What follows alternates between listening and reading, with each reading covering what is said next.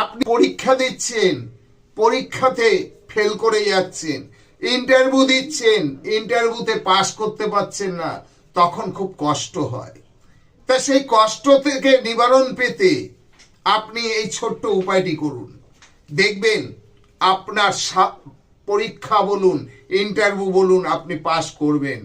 3টে শব্দ ACE, ACE, এটি উচ্চারণ করুন। করতে করতে আপনি দিন, এবং আপনি যখন পরীক্ষার বেঞ্চে বসবেন আপনার বাঁ হাতে বুড়ো আঙ্গুলের মধ্যে ওই 3টে সংখ্যা লিখে রাখুন। আর কি করবেন, সকালবেলা ঘুম থেকে উঠবেন, উঠে স্নান করে আপনি কি করবেন, 21 বার এই কণ্ঠে হাত দিয়ে সরস্বতীর বীজ মন্ত্র বলুন, ওইং, এটি বলুন।